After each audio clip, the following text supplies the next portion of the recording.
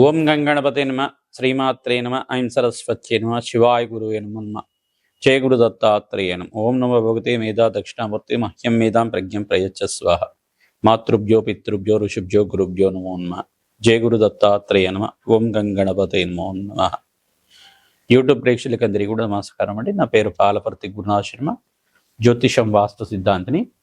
నేనంతా కూడా మీకు గోచారరీత్యా గ్రహాల యొక్క స్థితిగతి, కలయిక, వాటి యొక్క ప్రభావం అంతా కూడా మీకంతా కూడా చెప్పడానికి ఈ యొక్క కంటెంట్ బేస్ మీద చెప్తున్నాం. ఈ రోజంతా కూడా చూసుకుంటే సెప్టెంబర్ నెలలో మనకంతా కూడా పితృపక్షం అనేది అత్యంత పుణ్యప్రదంగా చెప్పడం జరుగుతుంది. భాద్రపద మాసంలో కృష్ణపక్షంలో అంతా కూడా పితృపక్షం అంటారు. దీన్నంతా కూడా ఈ యొక్క సెప్టెంబర్ 7వ తారీఖు తర్వాత మనకి పౌర్ణమి వెళ్ళిపోయిన తర్వాత నుంచి పాడ్యం అనేది స్టార్ట్ అవుతుంది. కృష్ణపక్షంలో పాడ్యం నుంచి అమావాస్య దాకా పితృపక్షంలో అంతా కూడా పితృకార్యాలంతా కూడా నిర్వహించుకోవడానికి అత్యంత శుభప్రదంగా ఉండడానికి అవకాశం ఉంటుంది. ఎవరైతే కనుక ఈ యొక్క పితృదేవతలంతా కూడా చూసుకుంటే వసురుద్ర ఆదిత్య స్వరూపం అని చెప్పేసి అంటారు.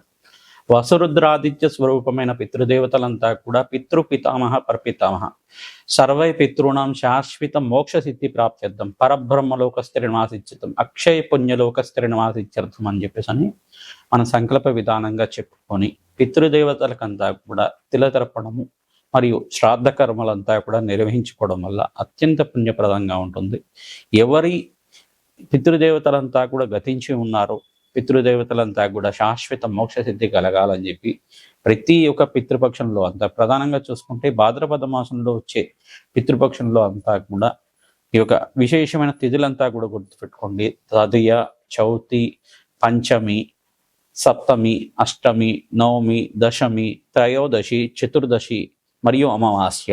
ఈ తిథుల్లో తప్పకుండా మీ పితృదేవతలు గతించిన తిథిని బట్టి కానీ మరియు పితృ అమావాస్య అంతా కూడా ఈ యొక్క భాద్రపద మాస అమావాస్య తిథి రోజు కానీ ఈ యొక్క అమావాస్య అంతా కూడా సెప్టెంబర్ నెలలో 21వ తారీఖు రోజున వస్తుంది. మనకంతా కూడా ఆదివారంలో వస్తుంది. మనకంతా కూడా చూసుకుంటే ఈ యొక్క పితృ దేవతలు ప్రీతికరంగా ప్రధానంగా చూసుకుంటే ఈ యొక్క పితృదేవతలు ప్రీతికరంగా తిలితర్పణాలు చేసుకోవడం కానీ మరియు పితృదేవతలు ప్రీతికరంగా మీరంతా కూడా శ్రాద్ధ కర్మలు నిర్వహించుకోవడం, పిండ ప్రదానం చేయడం, తిరపతర్పణం చేయడం మరియు స్వయంపాక దానం అనేది చేసుకోవడం, బ్రాహ్మణోత్వంకంతా కూడా వేద బ్రాహ్మణోత్వంకంతా కూడా సంకల్పపూర్వకంగా మీరంతా కూడా బ్రాహ్మణానాం మమదీమానం సాక్షాత్ నారాయణ స్వరూపాయ మహావిష్ణు స్వరూపాయ బ్రాహ్మణాయ అని చెప్పేసి అంటుంది వేదమంతా కూడా. వేద స్వరూపంగా, మహావిష్ణు స్వరూపంగా, బ్రహ్మస్వరూపంగా, ఈ యొక్క శివస్వరూపంగా బ్రాహ్మణంతా కూడా భావించి ఆ బ్రాహ్మణోత్మకంతా కూడా మీరు స్వయంపాక దానం ఇచ్చుకోవడం, పితృదేవతలకు ప్రీతికరంగా మీరంతా కూడా శ్రాద్ధ కర్మలు చేసుకోవడం, తిలతర్పణాలు చేసుకోవడం, పుణ్య కార్యక్రమాలు, గోమాత సేవ చేసుకోవడం అత్యంత శుభప్రదంగా ఉంటుంది. పితృశాపాల నుంచి బయటపడడానికి ఆస్కారం ఉంటుంది. ప్రధానంగా పితృదోషము, పితృశాపం అంతా కూడా మీకు పూర్వీకుల నుంచి సంక్రమించి ఉండొచ్చు. మీ జాతకంలో మీ యొక్క పూర్వజన్మ కర్మ సిద్ధాంతాన్ని బట్టి సంక్రమించి ఉండొచ్చు. ఈ యొక్క జాతక ప్రభావం నుంచి పితృదోషము, పితృశాపం నుంచి బయటపడాలి అంటే కనుక ఈ పితృపక్షంలో కనుక మీరంతా కూడా మోక్ష నారాయణ బలి విధానం కానీ ఈ యొక్క శాస్త్ర కర్మలు కానీ చేసుకోవడం వల్ల అత్యంత శుభ ఫలితాలు పొందడానికి ఆస్కారం ఉంటుంది. ఈ యొక్క కొంతమంది ఏం చేస్తారంటే పుణ్యక్షేత్రాలంతా కూడా బ్రాహ్మణ సమారాధన చేస్తుంటారు, అన్నదానం చేస్తుంటారు. దేవాలయ ప్రాంగణంలో అన్నదానం చేయడం వల్ల, పితృదేవతలకు ప్రీతికరంగా అన్నదానం చేయడం వల్ల అత్యంత శుభమైన ఫలితాలు, కోటి యజ్ఞాల ఫలితం కలుగుతుందన్నమాట. యజ్ఞాలు చేసుకున్న ఫలితం అంతా కూడా పితృదేవతలకి తెలితర్పణాలు చేయించడం వల్ల అత్యంత శుభప్రదంగా ఉంటుంది. మనకంతా కూడా చూసుకుంటే ఈ యొక్క పితృదోషం అనేది ఏ రకంగా వస్తుందంటే ప్రధానంగా లగ్న చక్రవశాత్తు ఈ యొక్క అష్టమ స్థానంలో కానీ నవమ స్థానంలో కానీ రాహు కానీ కేతు కానీ ఉంటే కనుక ఈ యొక్క పితృదోషం అని చెప్పేసి అంటారు లగ్న చక్రవశాత్తు. మరియు ఈ యొక్క చతుర్థ స్థానం అంటే నవమ స్థానం పితృస్థానం అని చెప్పేసి అంటారు. ప్రధానంగా అష్టమ స్థానం ఆయుస్థానం అని చెప్పేసి అంటారు. ఈ స్థానాల్లో కనుక రాహు కేతులు కానీ ఉండి మరియు ఇక నవమ స్థానంలో కనుక రాహు కానీ కేతు కానీ ఉంటే మరియు శనీశ్వరుడు ఒక వీక్షణ, పరస్పర వీక్షణ అంతా కూడా సూర్య భగవానుడి మీద ఉంటే కనుక శనీశ్వరుడికి 3 దృష్టిలు ఉంటాయి అన్నమాట. త్రిపాద దృష్టి, సప్తమ దృష్టి, దశమ దృష్టి అనేది ఉంటుంది. ఈ దృష్టితోటి కనుక సూర్య భగవానుడి మీద ఉంటే కనుక చతుర్థ స్థానం నుంచి కానీ నవమ స్థానం నుంచి కానీ లగ్నం నుంచి కానీ పితృదోషం అనేది ఉంటే కనుక ఈ యొక్క తల్లి తండ్రితోటి ప్రధానంగా చూసుకుంటే కొంచెం మనస్పర్ధలు ఉండడం కానీ, దూరంగా ఉన్న దేశం నుంచి విదేశంలో బతకడం కానీ, జీవితం అనేది కొంచెం ఎదుగుదల లేకపోవడం, ఆర్థికంగా ఎదుగుదల లేకపోవడం, అన్నీ ఉన్నప్పటికి కూడా అనుకున్న స్థాయిలో పేరు రాకపోవడం, ఈ యొక్క కళ్యాణం వాయిదా పడుతూ ఉండడం, వివాహం అనేది వాయిదా పడుతూ ఉండడం కానీ, ఆలస్య కళ్యాణం తరచూ జరుగుతూ ఉండడం కానీ, కొన్ని తరాల వారికి కొంతమందికి మగ సంతానమే ఉండడం కానీ, కొన్ని తరాల వారికి కొంతమందికి స్త్రీ సంతానం అంటే కొంతమందికి ముగ్గురు స్త్రీలుగా అంటే స్త్రీ సంతానం కానీ, అంటే ప్రధానంగా చూసుకుంటే ఒక సంతానం అనేది ఆలస్యం అవుతూ ఉండడం కానీ, అంటే కొన్ని సంవత్సరాలు ఆలస్యం అవడం, పెళ్ళైన తర్వాత ప్రధానంగా చూసుకుంటే వివాహమైన తర్వాత ఒక 5 సంవత్సరాల తర్వాత కానీ, 8 సంవత్సరాల తర్వాత కానీ సంతానం అవుతూ ఉండడం కానీ, మిస్‌క్యారేజెస్ అవుతూ ఉండడం కానీ, ఇట్లాంటివి జరుగుతూ ఉంటాయి అన్నమాట. పితృదోషం, పితృశాపం ఉంటే గనక. పితృదేవతల ఆశీర్వాదం వరకే మనకంతా కూడా సంతాన యోగం సిద్ధిస్తుంది, వంశాభివృద్ధి కలుగుతుంది. ఇది అందరూ కూడా గుర్తుపెట్టుకోవాల్సిన విషయం. పితృదేవతల ఆశీర్వాదం ఉంటేనే వాళ్ళ అంశగా, వాళ్ళ యొక్క ప్రీతికరమైన అంశగా ఈ యొక్క సంతాన యోగం కలగడం, ఆ వంశాభివృద్ధి కలగడానికి కారకుడుగా జనించడం, మీకంతా కూడా జనించడం జరుగుతూ ఉంటాయి. పితృదేవతల ఆశీర్వాదం. కొంతమంది పిల్లలు చూస్తే పూర్వీకుల యొక్క తాత ముత్తాతల యొక్క పోలిక ఉందని చెప్పేసి పోలిక చూసుకుంటూ ఉంటారు. వాళ్ళ గుణగణాలు కూడా వచ్చే విధంగా ఉంటుంది. వాళ్ళ గుణగణాలు కూడా ఈ యొక్క మీ తాతగారు ఈ రకంగా చేశారు, ముత్తాత గారు ఈ రకంగా చేశారు అని చెప్పేసి చెబుతూ ఉండడం కానీ జరుగుతూ ఉంటుంది. తద్వారా మీకంతా కూడా శుభమైన ఫలితాలు వచ్చే విధంగా ఏం పరిష్కారం చేసుకోవాలి, ఈ మహాలయ పక్షం అని చెప్పేసి అంటారు, మహాలయ పితృపక్షం అని చెప్పేసి అంటారు. భాద్రపద మాసంలో వచ్చే కృష్ణపక్షంలో అంతా కూడా ఈ పితృపక్షము అని చెప్పేసి అనడం వల్ల ఈ పితృదోషం నుంచి బయటపడడానికి అత్యంత శుభమైన మంచి రోజులుగా చెప్పడం జరుగుతుంది. పితృపక్షంలో మీరంతా కూడా ప్రధానంగా చూసుకుంటే ఈ యొక్క పితృకార్యాలు నిర్వహించుకోవడం వల్ల అత్యంత శుభ ఫలితాలు పొందుతారు. మేషాది ద్వాదశ రాశుల వాళ్ళు ఏ కార్యక్రమం చేసుకోవడం వల్ల, ఎటువంటి పితృదానాలు చేసుకోవడం వల్ల అత్యంత శుభ ఫలితాలు పొందుతారు.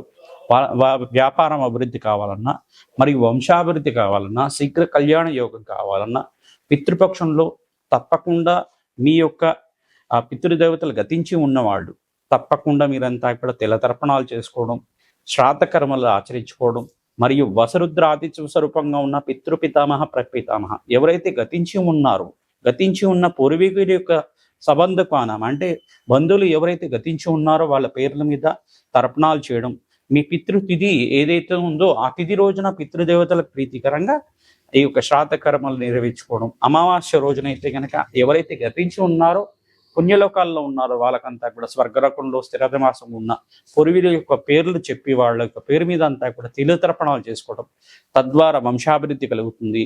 తద్వారా మీకు అంతా కూడా చతుర్దశి తేదీ రోజునంతా కూడా కొంతమంది ఋషి తర్పణాలు అని చెప్పేసి చేస్తూ ఉంటారు. ఇవన్నీ కూడా ఉంటాయి అన్నమాట.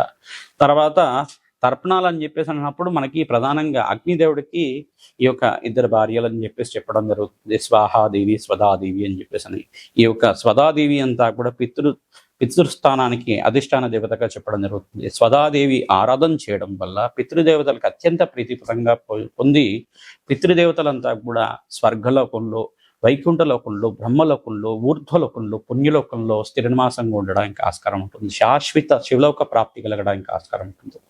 మోక్ష సిద్ధి కలగడానికి ఆస్కారం ఉంటుంది.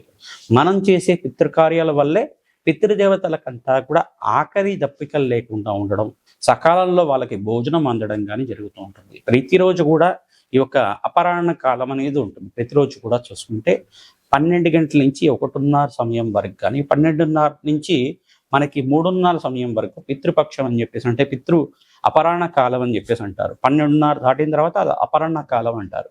ఈ అపరాహ్న కాలంలో అంతా కూడా పితృదేవతలు మీ యొక్క గుమ్మం ముందు వచ్చి ఉంటారు. వాళ్ళంతా కూడా మీరు పితృకార్యాలు ఏమైనా చేస్తున్నారా, వాళ్ళ ప్రీతికరంగా ఏమైనా వంటకాలు ఏమైనా చేసి వాళ్ళకి నివేదన చేస్తున్నారా, లేదు వాళ్ళని తలుచుకుంటున్నారా అని చెప్పేసి అని చూస్తూ ఉంటారన్నమాట. మీరు ఏం చేయాలంటే ప్రతిరోజు కూడా ఏదో ఒక సమయంలో ఈ యొక్క మధ్యాహ్నం పూట 12:30 దాటిన తర్వాత పితృదేవత తలుచుకోవడం కానీ, వాళ్ళకి నమస్కారం చేసుకోవడం కానీ, గతించి ఉన్న వాళ్ళకి ప్రధానంగా వాళ్ళకి నమస్కారం చేసుకోవడం కానీ చేస్తూ ఉంటే కనుక పితృదేవతలకు ప్రీతికరంగా వాళ్ళకి ఇష్టమైన వంటకాలు నివేదన చేసి మీరు ప్రసాదంగా భుజిస్తూ ఉంటే కనుక పితృదోష నివారణ జరుగుతుంది. ఎవరికైతే శీఘ్రంగా కళ్యాణ యోగం కావాలనుకుంటే కనుక వీళ్ళంతా కూడా పితృదోష నివారణార్థం ఈ యొక్క శ్రాద్ధ కర్మలన్నీ కూడా, దోష నివారణ పూజలన్నీ కూడా చేసుకోవడం వల్ల అత్యంత శుభ ఫలితాలు పొందడానికి ఆస్కారం. సంతాన యోగం, శీఘ్ర సంతాన యోగం కలగడానికి, ఆలస్య వివాహాల నుంచి బయటపడడానికి, పితృదోషాలు పితృశాపాల నుంచి బయటపడడానికి, మాతృమూలకరమైన పితృదోషం నుంచి బయటపడడానికి ఈ యొక్క పితృపక్షం శ్రేష్టమైన పుణ్యపక్షంగా చెప్పడం జరుగుతుంది. పుణ్యక్షేత్రాల్లో గనుక శ్రాద్ధ కర్మలు ఆచరించుకోవడం అంటే మనకి సప్త పుణ్యస్థలాలు అని చెప్పేసి అంటారన్నమాట. ఈ యొక్క పుణ్యస్థలాల్లో అంతా కూడా ఆచరించుకోవడం, అనంత పుణ్య ప్రాప్తి కలిగే విధంగా చేసుకోవడం. ఈ అయోధ్య, కాశీ, ఈ యొక్క మధుర మరియు ఈ యొక్క పాదగయ అని చెప్పేసి అంటారు. గయాస్థానంలో అంతా కూడా పితృశాస్త్ర కర్మలు ఆచరించుకోవడం. బ్రహ్మకాపాల దగ్గర అయినా కానీ, విష్ణుపాదం దగ్గర అయినా కానీ, బీహార్ దగ్గర ఉంటుంది ఆ ప్రాంతం దగ్గర. పిఠాపురం దగ్గర చూసుకుంటే పాదగయ ఉంటుంది, కుక్కుటేశ్వర క్షేత్రం దగ్గర ఉంటుంది అన్నమాట ఈ శ్రాద్ధ కర్మలు చేసుకోవడం. తెలంగాణ రాష్ట్రంలో చూసుకుంటే మనకి అల్లంపూర్ జోగులంద క్షేత్రం దగ్గర కూడా చేస్తూ ఉంటారు. ఈ శ్రాద్ధ కర్మలు ఆచరించుకోవడం, పిండ ప్రదానం చేయడం, నదీ ప్రవాహ ప్రాంతంలో అంతా కూడా చేయడం వల్ల అత్యంత పుణ్య ఫలితాలు పొందుతూ ఉంటారు. మీకంతా కూడా సకల గ్రహదోష నివారణ కలిగి, పితృదేవతల శాంతి కలిగే విధంగా ఎటువంటి పరిష్కారాలు చేసుకోవాలి, ఈ యొక్క పితృదేవతలంతా కూడా మోక్ష స్థానాన్ని కలిగే విధంగా ఎటువంటి పరిష్కారం చేసుకోవడం వల్ల అత్యంత శుభ ఫలితాలు పొందుతారు తెలుసుకుందాం.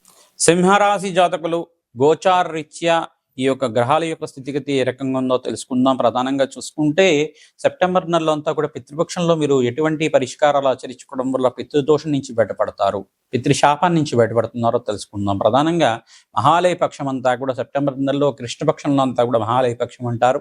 అత్యంత పుణ్యప్రదమైన పక్షంగా చెప్పడం జరుగుతుంది.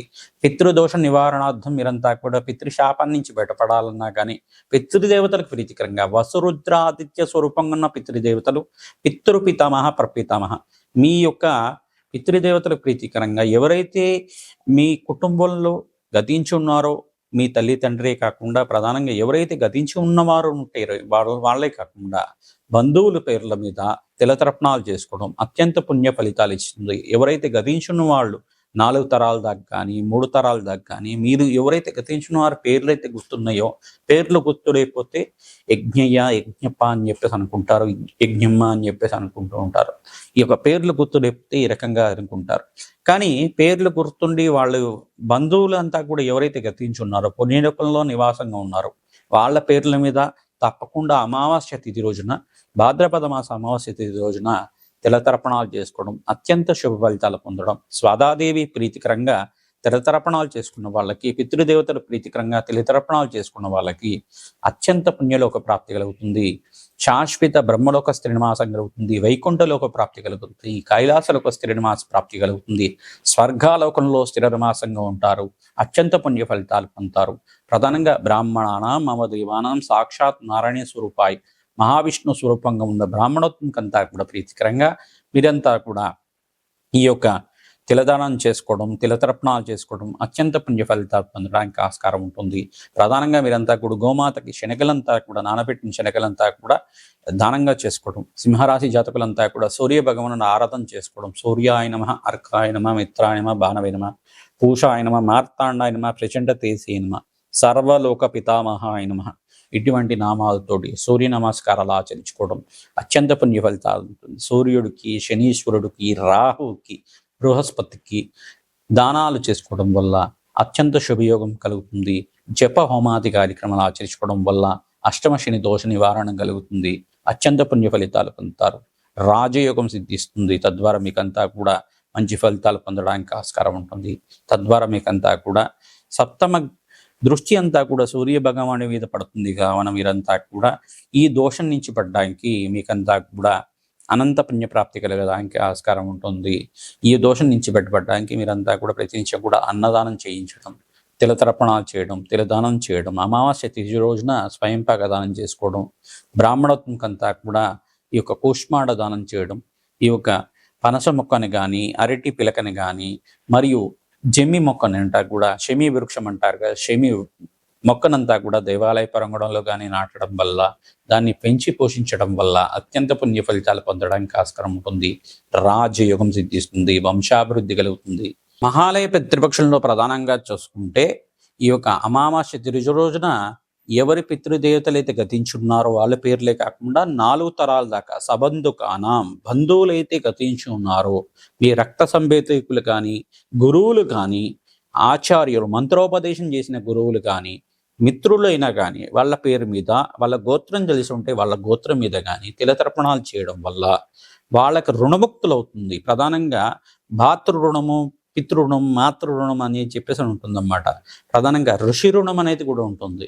ఈ యొక్క మాతృ రుణం, పితృ రుణం అనేది ఈ యొక్క రుణాల్లో ప్రధానమైన రుణంగా చెప్పడం జరుగుతుంది. ఈ రుణాలన్నా కూడా తీరాలి అని చెప్పేసి అంటే కనుక వాళ్ళకి శ్రాద్ధ కర్మలు ఆచరించాలి, తిలతర్పణాలు చేయాలి, స్వయంపాక దానం చేసుకోవాలి, వాళ్ళ ప్రీతికరంగా మోక్ష ప్రాప్తి కలిగే విధంగా పుణ్య కార్యక్రమాలు ఆచరించాలి. ఎవరి జాతకంలో కనుక పితృశాపము, పితృదోషం ఉంటే కనుక తప్పనిసరిగా మీరంతా కూడా జాతకం అంతా కూడా జ్యోతిష పండితులతో చూపించుకొని మీరంతా కూడా పితృదోష నివారణార్థం మోక్ష నారాయణ విధానం, తిలహోమము మరియు శాంతి హోమాది కార్యక్రమాలు ఆచరించుకోవడం. ప్రధానంగా చూసుకుంటే ఎవరైతే కనుక ఈ యొక్క దోషం నుంచి పీడిస్తున్నారో, ప్రధానంగా బాధపడుతున్నారో వాళ్ళకంతా కూడా వంశాభివృద్ధి ఆలస్యంగా అవ్వడం కానీ, కళ్యాణం ఆలస్యంగా అవుతుండడం కానీ, మనశ్శాంతి లోపం ఉండడం కానీ, ఎంత సంపాదించినప్పటికీ కూడా అనుకున్న స్థాయిలో మీకంతా కూడా మంచి గుర్తింపు లేకపోవడం కానీ జరుగుతూ ఉంటుంది. ఈ దోషాలకంతా కూడా ఏ ఒక కారణాలు, కారకత్వాలు చెప్తుంటారు. ప్రధానంగా దీని నుంచి బయటపడాలంటే గోమాత సేవ చేయాలి, గోదానం చేయాలి. తరచుగా మీరు ప్రధానంగా అమావాస్య తిథి రోజున ఏ మాసంలో వచ్చిన అమావాస్య అయినా కానీ తప్పకుండా మీరంతా కూడా పితృదేవతల ప్రీతికరంగా తిలతర్పణము మరియు స్వయంపాక దానం కానీ, మోక్ష నారాయణ బలి విధానం కానీ తరచుగా మీరు చేసుకుంటూ ఉంటే గనక అఖండ రాజయోగం సిద్ధిస్తుంది, సకల గ్రహదోష నివారణ కలుగుతుంది. పనస మొక్కని దేవాలయ ప్రాంగణంలో నాటడం వల్ల సకల గ్రహదోష నివారణ కలుగుతుంది, పితృదేవత శాంతి కలుగుతుంది, అష్టేశ్వరి యోగం సిద్ధిస్తుంది. ఈ వస్తువులన్నీ కూడా స్వయంపాకంలో ఉండే విధంగా చూసుకోండి. ప్రధానంగా పెట్టకుండా వస్తువులు ఏంటిదంటే ఉల్లిపాయ మరియు ఉల్లిగడ్డ కూడా పెట్టకూడదు. ఉల్లిపాయ, వెల్లుల్లి కానీ ఉల్లిగడ్డ కానీ పెట్టకూడదు. ఇవి లేకుండా చూసుకోండి. మరియు ప్రధానంగా తోటకూర కానీ మరియు దుంపకూరలు, చామగడ్డ కానీ, కంద కానీ పెట్టచ్చు. మరియు కూష్మాండం, తెల్ల గుమ్మడికాయ కానీ, ఎరుపు రంగు గుమ్మడికాయ కానీ దానం చేసుకోవడం వల్ల అఖండ పుణ్యయోగం సిద్ధిస్తుంది. ప్రధానంగా పప్పు, ఉప్పు, చింతపండు పెడుతూ ఉంటారు, లవణ దానం చేస్తూ ఉంటారు. ఇవన్నీ కూడా చేయవచ్చు. ఇవన్నీ కూడా ఈ యొక్క ప్రధానంగా స్వయంపాకంలో ఏదైతే ఈ యొక్క బ్రాహ్మణోత్వం అంతా కూడా వండుకునే విధంగా ఉంటాయి వస్తువులన్నీ కూడా ఈ యొక్క దానాల్లో అంతా కూడా శ్రేష్టంగా అన్నదానం కాబట్టి ఈ అన్నదానం కోసం అంతా కూడా మీరు దానం చేసుకోవడం వల్ల అఖండ పుణ్యయోగం వస్తుంది. దక్షిణ సహితంగా, వస్త్ర సహితంగా దానం చేసుకుంటే కనుక సంఘంలో కీర్తి ప్రతిష్టలు పెరగడానికి ఆస్కారం ఉంటుంది, రాజయోగం కలిసి వస్తుంది, అష్టైశ్వర్యోగం సిద్ధించడానికి ఆస్కారం ఉంటుంది. స్వయంపాకంలో 5 రకాల కూరగాయలు కానీ, 6 రకాల కూరగాయలు కానీ, పప్పు, ఉప్పు, చింతపండు ప్రధానంగా దానం చేసుకోవడం కానీ, ఈ యొక్క స్వయంపాకంలో ప్రధానంగా అన్నదాన నిమిత్తం అంతా కూడా బియ్యాన్ని దానం చేసుకోవడం కానీ చేస్తూ ఉండడం, వస్త్రదానం చేయడం వల్ల ప్రధానంగా చూసుకుంటే అష్టైశ్వర్య యోగం సిద్ధించడానికి, పితృదోష నివారణ కలగడానికి, అంటే దోషం నుంచి బయటపడి మీకంతా కూడా పితృశాపం నుంచి బయటపడడానికి ఆస్కారం ఉంటుంది. ప్రధానంగా మీకంతా కూడా పితృదేవతలు శాంతి కలగడానికి, మోక్ష సిద్ధి కలగడానికి, శాశ్వత పరబ్రహ్మంలోక స్థిర నివాసం కలగడానికి ఆస్కారం ఉంటుంది. శ్రీమాత్రే నమః.